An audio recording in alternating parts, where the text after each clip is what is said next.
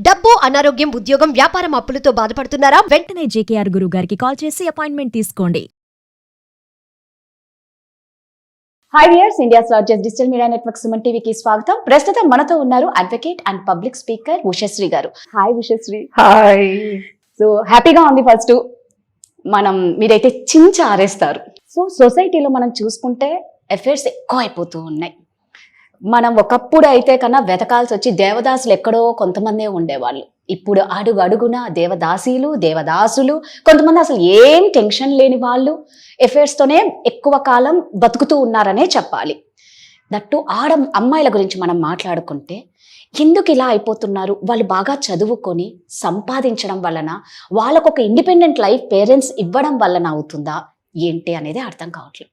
So నాకున్న అవగాహన పరిధిని బట్టి ఇప్పుడున్న ఆడపిల్లలు మా జనరేషన్ లో ఫ్రీడమ్ లేదని ఏడ్చాం.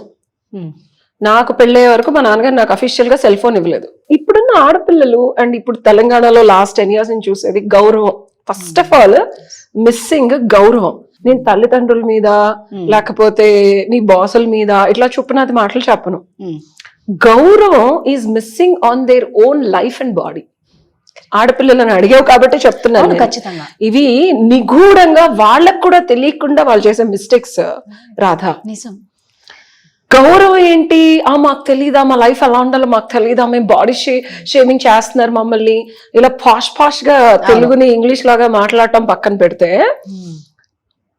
మన మీద మనకి గౌరవం అనేది మన పర్స్పెక్టివ్ ని బట్టి ఉంటది. ఇప్పుడు సొసైటీలో అందరూ పొట్టుబాట్లు వేసుకుంటున్నారు, బొట్టు కనిపించేలా వేసుకుంటున్నారు కాబట్టి అది యాక్సెప్టబుల్ క్రియేషన్ అయిపోయింది టీనేజర్స్ కి. అవును. బట్ మనం ఇంకా ఎక్కడున్నాం? ఇండియాలో ఉన్నాం. మనం ఇంకా ఏ భాష మాట్లాడుతున్నాం? తెలుగు మాట్లాడుతున్నాం. ఎంత ఇన్స్టాగ్రామ్ లో వచ్చినా సరే రెస్పెక్ట్ అనేది మనం ఉండే పద్ధతిని బట్టి వస్తుంది. బట్ ఆ పద్ధతి తెలుసుకోవాలంటే జర్నీ చేయకుండా నిన్ను చూడగానే కామం వస్తుందా, రెస్పెక్ట్ వస్తుందా? కరెక్ట్ గా చెప్పారు. నిన్ను చూడగానే ఏముంది అందరూ వేసుకుంటున్నారు, మేము క్లీవేజీలు చూపించినా బొడ్డులు కనిపించినా అంతేమి వస్తుందా? ఈ వాగ్వివాదాలు నేను విన్నాను టీనేజ్ పిల్లలతో. ఐ జర్నీ విద్దాం, ఎందుకంటే దాన్ని నేను అప్డేట్ చేసుకోవాలి కాబట్టి. I always go out on parties. పొట్టి పొట్టి బట్టలు వేసుకొని బయటకు వెళ్తాను అనమాట. మీరు కూడా యాక్సెప్ట్ చెయ్యాలి కదా. దిస్ ఇస్ కాల్డ్ యాక్సెప్టెన్స్ అంటారు. సైకలాజికల్ గ్రూప్, ఇది ఒక societical conditioning. 16 to 26 years age group పిల్లలు నేను ఇట్లా చొప్పునాథ్లాగా వెళ్తే దే డోంట్ యాక్సెప్ట్. ఎందుకని? The way we look, the way I behave, the way I talk automatically ripples. So వాళ్ళలాగా మనం ఉండి వాళ్ళలాగా ఆలోచిస్తేనే వాళ్ళతో ఉండగలం. లేకపోతే నన్ను నా గ్రూప్ లో కూడా జాయిన్ చేసుకోడు. తెలుసా నీకు? అదే కదా, డ్రెస్సింగ్ ని బట్టి కూడా వాళ్ళు ఎక్కువ ఇస్తారు ఇంపార్టెన్స్. మెయిన్ ఇప్పుడు ఎట్లా అయిపోయిందంటే చూడగానే సెడక్టివ్ గా ఉండటం, ఎలా ఉన్నా సరే బాడీని ఎక్స్పోజ్ చేయడం. అంటే ఇప్పుడు ఫారినర్స్ అలాంటి బట్టలు ఎందుకు వేసుకుంటారంటే అక్కడ కూడా లాగున్న వాళ్ళు ఉన్నారు. But most of the people are more leaner and వాళ్ళ సొసైటీలో అది యాక్సెప్టబుల్. మన సొసైటీలో కామం ఎక్కువ ఉందా తక్కువ ఉందా అనేది పక్కన పెడితే అక్కడ అవైలబిలిటీ ఎక్కువ. ఎవరైనా if they want have a physical relationship వాళ్ళు అది చేస్తారు, పక్కకి వెళ్ళిపోతారు. అమ్మాయి 10 మందితో పడుకుందని కానీ ఇలా అలాంటి పిచ్చిగా వాళ్ళు ఉండదు అక్కడ. బట్ ఇండియాలో నువ్వు వేసుకునే బట్టలను బట్టి నిన్ను జడ్జ్ చేస్తారు, నువ్వు తిరిగే సర్కిల్స్ బట్టి జడ్జ్ చేస్తారు, నువ్వు ఎవరితో మాట్లాడుతున్నావు, ఏ అబ్బాయితో ఉంటానో, ఎలా ఉంటానో అనే దాన్ని బట్టి జడ్జిమెంట్స్. నువ్వు కాదన్నా వద్దన్నా ఇంకా మనం ఆ సొసైటీలో ఉన్నావు. అది పోలేదు మనకి. అది పోకుండా నువ్వు ఇలా క్లీవేజీలు కనిపిస్తూ, బొడ్డులు కనిపిస్తూ, థైస్ కి ఎబో షార్ట్ డ్రెస్లు వేసుకొని, నేను అసలు ఇన్స్టాగ్రామ్ రీల్స్ చూస్తుంటే అన్ని అవే ఉన్నాయి. సో దీనివల్ల ఏమవుతుందంటే, coming to your question, love కన్నా లస్ట్ క్విక్ గా వస్తుంది. లవ్ కన్నా లస్ట్ క్విక్ గా వస్తుంది. పాతకాలంలో బొడ్లు కనిపించేలా చీరలు కట్టుకుంటేనే సావిత్రిని transparent saris oh my god she's exposing so much. ఆ జనరేషన్ నుంచి కొంచెం అమ్మాయి చున్నీ లేకుండా బొడ్డు కనిపిస్తా, ఘాగ్రాలు వేసుకొని నార్త్ ఇండియన్ పాటలు ఏంటిరా బాబు ఇన్ని బట్టలు తీసేసారు అనుకున్నాను నేను నా చిన్నప్పుడు. That was too much exposing. Surat లో కూడా చూసాను నేను. సూరత్ లాంటి ప్లేస్ లో కూడా జస్ట్ షార్ట్ వేసుకొని తిరిగితే I went for purchase last year. ఇండియాలో అసలు ఎంత మర్చెంటైల్ 1 year లో ఎంత ట్రాన్సాక్షన్ వచ్చిందంటే రాధా, ప్రేమ కలుగుతుందా కోరిక కలుగుతుందా ఇలా ఉంటే? 100% మీరు చెప్పినట్లు కోరికలే కలుగుతాయి. అంటే నేను ఇక్కడ ఎవరిని అపోజ్ చేయట్లేదు. మీరు వేసుకునే బట్టల్ని బట్టి మీ క్యారెక్టర్ అసాసినేట్ చేస్తామో ఇదంతా కాదు నేను చెప్పేది. ఒక నార్మల్ హ్యూమన్ టెండెన్సీ. అంతెందుకు నువ్వు గుడికి వెళ్తావు, గుడిలో సెక్సీగా కొంచెం బొమ్మలు ఉంటాయి. అవును. అది చూస్తే నీకు భావోద్వేగం ఎలా వస్తుంది? అంతే కదా. ఎందుకు అసలు అలా పెట్టారంటే ఆ sexual energy is very powerful. అది యాక్టివేట్ అయితే కుండలి జాగరణ లోపల భగవంతుడిని చూస్తే భక్తోన్మాద స్థితికి వెళతాడు. కాబట్టి ఈ ఎనర్జీని యాక్టివేట్ చేసి లోపల యంత్రశక్తి ఉంటుంది, మూల విరాట్ విగ్రహం. కాబట్టి నీకు sexual energy will transform into భక్తి అండ్ టువర్డ్స్ ముక్తికి నువ్వు కావలసిన పూజలు పునస్కారాలు మంత్రాలు ఏవో చేస్తావు. నిమిలీకృతం చేశారు ఈ ఎనర్జీని. నువ్వు లస్ట్ ని డిజైర్ ని యాక్టివేట్ చేస్తూ కోరికల్ని ప్రేరేపిస్తూ ఎంతమంది మగాళ్ళైనా సరే ప్రేమిద్దాం అనుకునేవాడు కూడా ఆఖరికి ప్రేమ కన్నా ముందు కోరిక వస్తుంది. కోరిక తీరిన తర్వాత ఒక అబ్బాయికి డెఫినెట్ గా కొన్ని రోజుల తర్వాత, కొన్ని నెలల తర్వాత, కొన్ని సంవత్సరాల తర్వాత తీరిపోతుంది. కామం అనేది ఎప్పటికీ ఉండేది కాదు, ప్రేమ ఎప్పటికి ఉండేది. ప్రేమించే స్టేజ్ వరకు నువ్వు ఒక మగాడిని తీసుకెళ్లే లోపే నువ్వు నీ చుట్టూతో 10 మంది తిరుగుతారు. ఇందులో ఒకళ్ళు ఫ్రెండ్, ఒకళ్ళు బెంచింగ్, ఒకళ్ళు కఫింగ్, ఇంకొకళ్ళు పాకెటింగ్ చేసుకుంటూ వెళ్తావు. అసలు వాళ్ళకి అర్థం కాదు ఈ అమ్మాయి ఎవరిని ప్రేమిస్తుందో. నిజంగా సాధించుకుందాం, ఈ అమ్మాయిని జీవితాంతం ఉంచుకుందాం అనుకునే వ్యక్తికి కూడా నీ క్యారెక్టర్, ఎందుకంటే వాళ్ళు లాంగ్ టర్మ్ మనతోనే ఉండాలి. ఎన్ని మాటలు చెప్పుకున్నా ఒక మగాడు లేదా ఒక అమ్మాయి కమిటెడ్ గా నాతోనే ఉండాలి అనుకుంటారు రాదా? సో నువ్వు అడిగిన క్వశ్చన్ కి సమాధానం ఏంటంటే, కామాన్ని ప్రేరేపించే వస్త్రధారణ ఒక్కటే కాదు, మాట తీరు, బిహేవియర్. నువ్వు ఒక అబ్బాయితో మాట్లాడుతూ ఆ అబ్బాయితో కమిటెడ్ గా ఉండగలుగుతున్నావా? ఇక్కడ నేను అమ్మాయిలతో తప్పను. వాళ్ళ ఉద్యోగ రీత్యా, చదువుల రీత్యా, చేయాల్సిన పనుల రీత్యా 10 మందితో మాట్లాడాల్సి వస్తుంది. ఈ వచ్చినది ఫ్రీడమ్ అని ఒక చిన్న పేరు మనం తప్పుగా ఆలోచించకుండా వాళ్ళకి నచ్చిన పని వాళ్ళు చేయడానికి, సక్సెస్ సాధించడానికి దోహదపడుతుంటే, దీనిలో ఉన్న వ్యత్యాసము వెలితి ఏంటంటే, అమ్మాయిలకి అబ్బాయిలకి కోరిక ప్రేరేపించినప్పుడు వాడు నిజం చెప్పడు, నీకు ప్రేమనే చెప్తాడు. అంతే కదా. నువ్వు నాకు నేను వాడుకొని వదిలేస్తాను అంటే అమ్మాయి ఛాన్స్ ఇస్తుందా? సో ప్రేమనే చెప్తాడు. ఈ అమ్మాయి కూడా ప్రేమనే ముందుకెళ్తుంది. సరైన వాడు ప్రేమని చెప్పలేడు. వాడు నిజంగా ఒక ట్రూగా లవ్ చేసేవాడికి కబుర్లు చెప్పడం రాదు. కామాంధుడికి మాత్రమే కబళించే ఇది ఉంటుంది. సో అమ్మాయిలు డిఫాల్ట్ గా వీడికే పడతారు, ఖచ్చితంగా వాళ్ళకే పడతారండి. So lust lust lust lust ఒక అబ్బాయి ఓకే బ్రేకప్ అయిపోయింది, ఇంకొక లస్ట్ అబ్బాయి మళ్ళీ సెక్స్, మళ్ళీ బ్రేకప్ అయిపోయింది, మళ్ళీ ఇంకొక అబ్బాయి. ఈ లవ్ చేసేవాడు ఓ 10 మందితో ఉన్న ఈ అమ్మాయిని ఎలా లవ్ చేస్తాడు, ఎలా ప్రపోజ్ చేస్తాడు? పోని వాడు మహానుభావుడు అనుకుందాం, వచ్చి చేస్తే ఈ 10 మందితో ఉన్న సాన్నిహిత్యము, వాళ్ళు టెంప్ట్ చేసిన విధానము, వాళ్ళు ఈ అమ్మాయిని ట్రీట్ చేసింది, పబ్బులకి తీసుకెళ్ళో, డబ్బులు పెట్టి కొనిచ్చో, వాడుకునేవాడు ఏం చేస్తాడు, ప్యాంపర్ చేస్తాడు. లవ్ చేసేవాడు ఏం చేస్తాడు, పద్ధతిగా ఉండమంటాడు. నచ్చుద్దా? నచ్చదు. కొన్ని జీవిత సత్యాలు ఉంటాయి. లా అనేది, ల్యాండ్ లా అనేది మారుతా ఉంటది, సొసైటీ కూడా మారుతా ఉంటది. సో డెఫినేషన్ ఆఫ్ లవ్ ఇవి కూడా మారుతా ఉంటాయి అని అనుకుంటారు. Truth is always truth, ultimate అంటారు దాన్ని. దానికి సూర్యుడు పొద్దున్నే ఉదయిస్తాడు, సాయంత్రం ఇట్లాంటివన్నీ మార్చడానికి మనం ఏం చేయలేము, బేసికల్ గా జరిగే.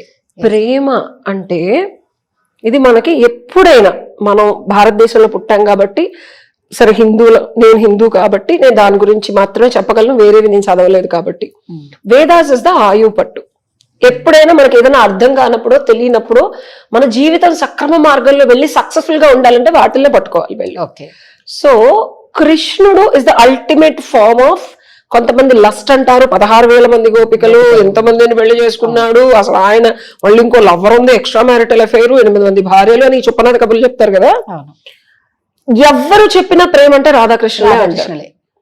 ప్రేమ is always Radha and Krishna, ultimate love. మరి అదేమి ఎప్పుడు వాళ్ళు కలిసి ఉన్నది కాదు. అంటే మనకి దీనికి చాలా నానుళ్ళు ఉన్నాయి. వాళ్ళు కలిసి ఉన్నారు, వాళ్ళు పెళ్లి అనేది అయితే పెళ్లి చేసుకున్నారు, ఉంది.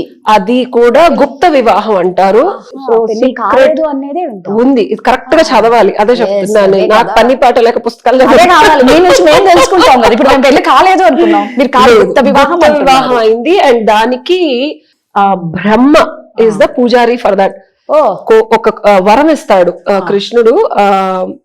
నేను కొన్ని 100 ఏళ్ళు తపస్సు చేసినా రాధ కాలి గోరు బుట్టని వేలు కనిపించిందంట బ్రహ్మకి. అలాంటిది బ్రహ్మ ఆ అర్హత కూడా లేదా నాకు అమ్మవారిని చూసే అర్హత అంటే, మళ్ళీ ఇంకొక యుగంలో మా ఇద్దరి పెళ్లి చేసే సౌభాగ్యం నీకు ఇస్తానని చెప్పి వరం ఇస్తాడు. సో బ్రహ్మ పూజారి వీళ్ళిద్దరికి గుప్త వివాహం అవుతుంది. అక్కడే వీడి చెలికత్తులను ఎవరికి కనిపించదు.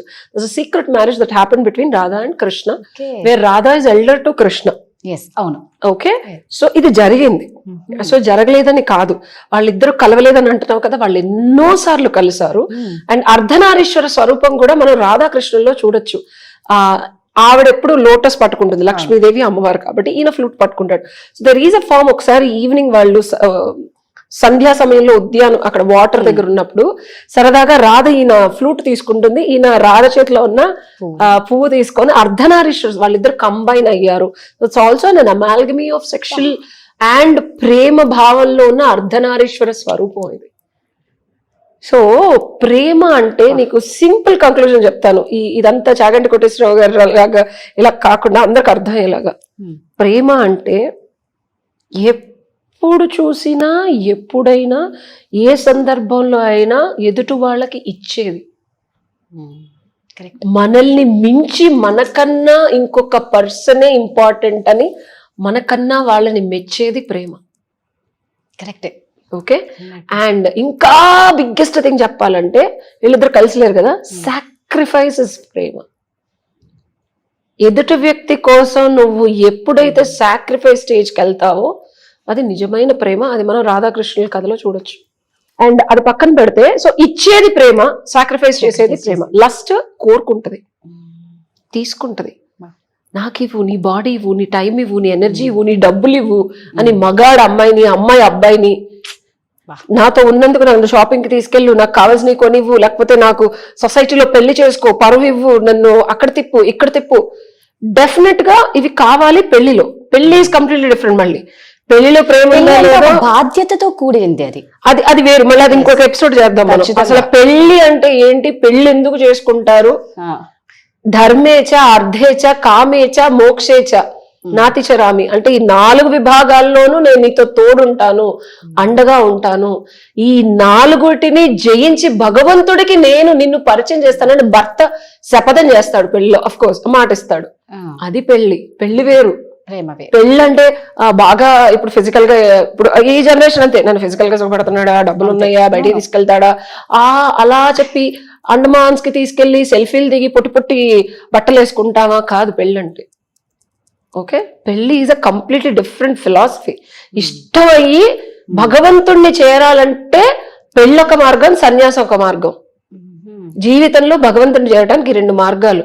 ఈ లవ్ కి పునాది నువ్వు ఇస్తున్నావా, నీకు ఇవ్వాలనిపిస్తుందా, నీకు తీసుకోవాలనిపిస్తుందా. అమ్మాయిలు అబ్బాయిలు తస్మాత్ జాగ్రత్త. నలుగురిలో నీ క్యారెక్టర్ అసాసినేషన్ చేసి నీతో సఖ్యతగా ఉన్నన్ని రోజులు బాగుండి తర్వాత వీడియోలు బయట పెట్టి జీవితాలు నాశనం చేసుకుంటున్న అబ్బాయిలు కూడా ఉన్నారు. నాకు కొన్ని కేసులు I personally dwelt where I can't tell you the names in the film industry where అమ్మాయి టార్చర్డ్ గాయ్. నేను అమ్మాయి వాళ్ళ ఇంటికి వెళ్ళి వాళ్ళ అమ్మ నాన్నతో మాట్లాడి పోలీస్ స్టేషన్కి వెళ్ళి వాళ్ళు కూడా మహాప్రభు అమ్మ నువ్వు ఏమైనా చేస్తే చేయి, మా కూతురు మేము కూడా హ్యాండిల్ చేయలేకపోతున్నాం అంటే నేను మధ్యలో ఆర్బిట్రేషన్ ఇంకొక ఆవిడని తెలిపించి మాట్లాడిచ్చి కంక్లూడ్ చేసి సెట్ చేసిన రోజులు ఉన్నాయి. So this is torture. So బాగుంది కదా, నచ్చింది కదా, ఎంజాయ్ చేద్దాం, సరదాగా గడుపుకుందాం, కొన్ని రోజులు బాగానే ఉంటది. కీడించి మేలించండి, తస్మా జాగ్రత్త. ఇది ఒక్కటే నేను చెప్తా. ఇవ్వాలి అని అనిపించినప్పుడు వెళ్ళండి, తీసుకోవాలనిపించినప్పుడు తీసుకున్నప్పుడు బాగానే ఉంటది. వాళ్ళు కూడా తీసుకోవడం మొదలు పెట్టారు అనుకోండి, తర్వాత చుక్కలే. ఇది conclusion. Thank you Usha. Thank you.